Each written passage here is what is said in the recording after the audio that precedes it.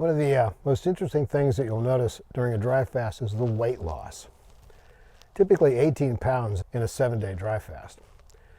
This is because dry fasting does something that no other type of fasting can do. Most other fasting involves some kind of daily eating, so it's not really fasting. Water fasting can't do it because water doesn't turn on fat cells to release the stored energy.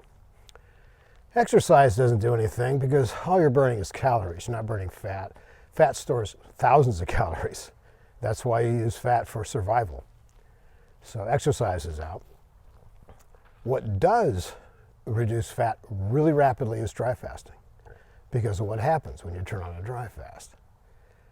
You immediately start dehydrating because you're not drinking water. And when that happens, in about 2.5 days, you end up turning on the pituitary gland and the hypothalamus, because the hypothalamus is very sensitive to the concentration of blood-borne solids. And of course that happens when you're dehydrating. So as your body dehydrates, osmoreceptors in the hypothalamus say, uh-oh, you're losing too much water, things are getting thick. I'm going to have to stop the kidneys. So it releases a releasing factor of the pituitary gland that then it releases antidiuretic hormone. Antidiuretic hormone tells your kidneys to stop peeing. But that doesn't work because what happens is the antidiuretic hormone stimulates the adrenal medulla to start releasing epinephrine. Epinephrine goes into the bloodstream, knocks on the door of the fat cells, turns on lipase, which starts cleaving triglycerides, your stored energy, your stored fat in the fat cells, to be released into the bloodstream. That turns on the ATP process to make sure you have plenty of energy. It turns on your liver to make plasma glucose, because you have to have sugar to keep the brain and the blood cells alive. That's one of the cardinal rules of staying alive. And in the ATP cycle, free fatty acids are cleaved into carbon-hydrogen groups, which go into the citric acid cycle, which produces ATP, and it produces water. So you're making tons of water.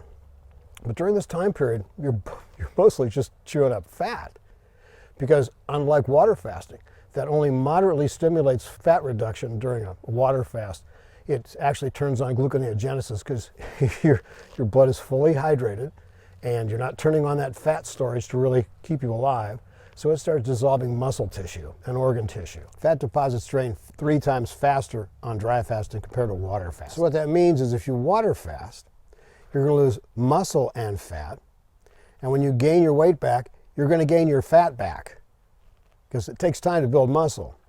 So then if you do another water fast, you lose more muscle mass and body organ tissue, and you gain back fat. I think you can see where water fasting just really isn't a good option. Probably the most important factor is that traditional fasting, burns muscle and fat in equal proportions.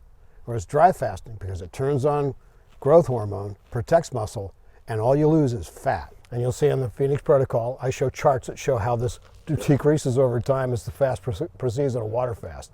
It's very unhealthy. I make the analogy that it's kind of like, you're flying in an airplane and you run out of fuel, so you have to find new fuel. Well, with gluconeogenesis, you find the fuel, but you're putting holes in the wings while you're trying to fly. You're not going to last long up there. And this is kind of the difference. So you end up losing all this weight, and at least 8 to 10 pounds of it is water weight, because your fascial matrix, this stuff that holds us all together, is fully hydrated, so it works correctly during normal business hours. And so you're going to get that back. As soon as you end a fast, you're going to gain 8 to 10 pounds back, which you should, because you have to hydrate and rehydrate and reestablish your electrolyte load and all the other stuff, which is why we do the coconut water, and that's why we do the sodium bicarbonate in water, reestablish critical electrolytes. But the other thing is, if you don't go back to eating tons of carbohydrates, you're not going to stimulate that fat deposition, because carbohydrates stimulate insulin, insulin stimulates the fat cells to create more fat cells and to plug the sugars into the fat cells. Because normally your body works like this. During the day, you're eating things. And during the day, your body is taking the excess that you're not using for energy and puts it in the fat cells. And then when you draw on it before you eat again, you're taking a little bit out of the fat cells. There's this back and forth with fat cells all day long in a normal eating cycle. One of the ways we've found to kind of trick that is to, every 2 or 3 days, go without eating all day long, so that you force that balance to draw more from the fat cells during the day. So you end up draining some of it out. But you don't stimulate the starvation response because you do a little meal right before you go to bed. So it tricks the body into thinking, oh, okay, we're going to eat tomorrow, so everything's fine. And you can lose like a pound every 2 or 3 days doing it this way. That really works. So weight control is one of the best things you can do with dry fasting. It is a really easy way to get rid of fat. And fat, as we all know, is a comorbidity factor in a lot of different diseases, and you want to get rid of it. So if you really want something to get rid of the fat fast, forget exercise. That's to get your muscles in shape and your bones strong. Dry fast. Dry fast will knock a ton of fat off really fast. And let's say you go ahead and do a dry fast for 7 days.